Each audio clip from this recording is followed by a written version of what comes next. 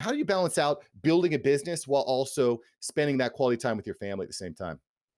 Yeah, my wife and I have 8 kids, and so, yes, we do have a number. You got a head And start on me. here's the irony of it. Double O was a nickname for our family because we got married 25 years ago or 24 years ago, and we blended my 4 kids and her 4 kids together into one family. Mm, And when that happened, I realized, well, I'm going to have to work like a lot of hours to provide for this crazy gang. And and is there a way that I could work with them instead of away from them? And so I started Double O as a way to teach my kids some skills, a trade, a work ethic, and to be able to work with them and spend time with them instead of just spending time away from them at work. A lot of entrepreneurs can get in that trap. I mean, you described it well, building a prison for ourselves. We do yeah. that. And so my objective was kind of like maybe if I was going to be in that prison, they were all going to be in it with me. I don't know. But not to say that all the kids work for me. In fact, they don't. We currently have just a couple of the kids working in our primary company, but I do have other connections in business with other of my kids. So that's been one way we've been able to do it is make the business exist to serve the family, not the family exists to serve the business. And yet, the other potential risk there is nepotism can be a problem. Right. You can build a really unhealthy company if your kids are somehow untouchable because they're after all your kids. They share your last name or your last initial. We refer to our kids sometimes as, oh, that's one of the O's. But the nickname came about the fact that my 4 kids, of course, their last name is Otis. My wife's 4 kids, their last name is O'Brien, hence double O.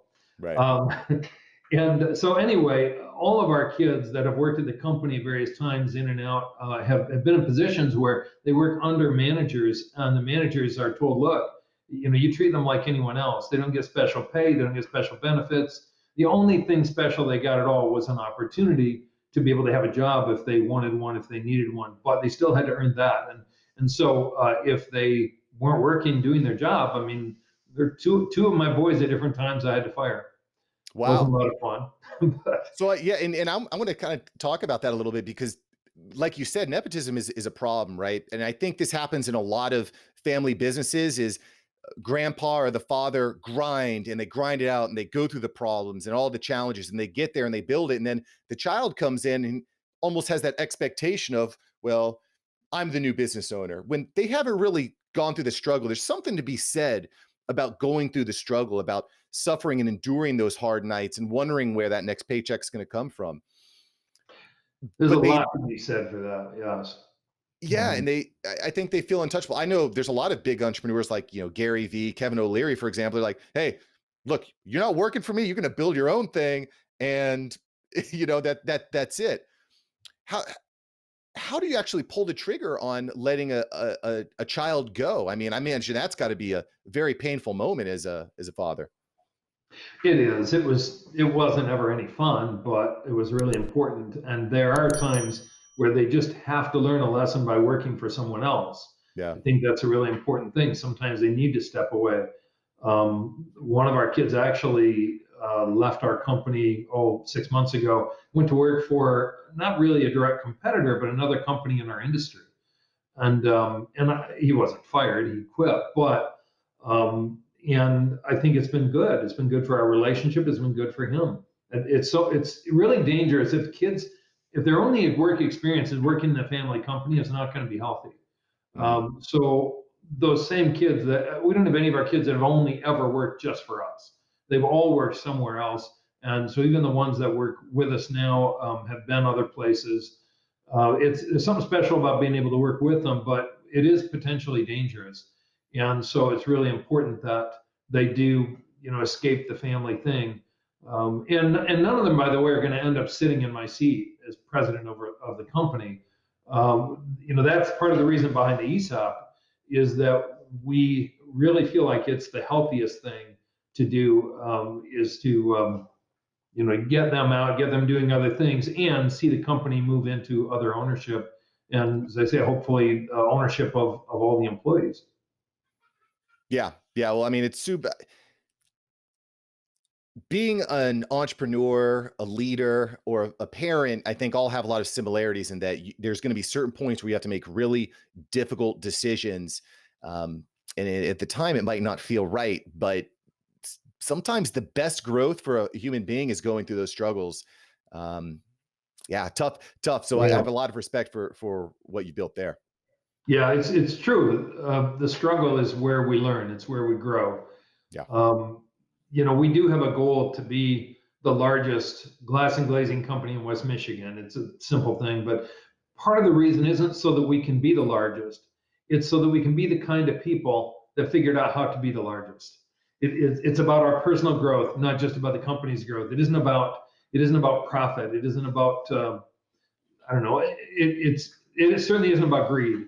It's about yeah. personal growth and how can we figure out how to grow individually, step up into that role. Today our company is an $8.5 million a year company, but we expect that in 2021 it will be 10 million.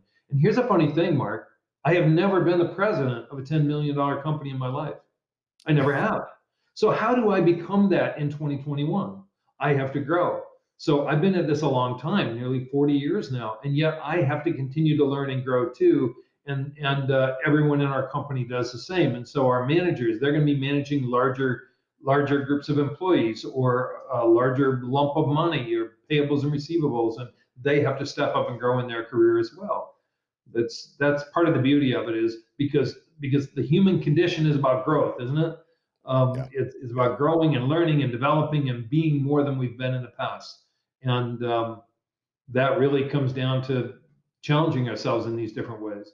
Well, that's why I really preach side hustling, entrepreneurship. You don't have to build that parachute on the way down from the airplane, but when you start building something new and you start working in your after hours, you never know what that's going to manifest itself into, and the personal growth that you're going to experience from that is tremendous. And quite frankly, maybe you never end up owning your own business and going all in and quitting your day job, right? But we're going through a pretty tumultuous time here in 2020, 2025. Things are going to move very quickly. So one of my biggest fears for all the humans out there that are listening is you get too comfortable in what you're doing, and then a certain technology comes in, or a pandemic, for example, and makes your job obsolete, right? If all you Right, know is hospitality management and all the hotels are closed down, well, now what?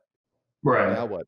Thank you so much for watching. I'm glad you enjoyed this episode. I've got several other episodes right here for you. Smash one of these videos to make sure that you don't miss out on the tips, tools, and tactics of industry experts. Let's take that side hustle full time. Smash one of these links.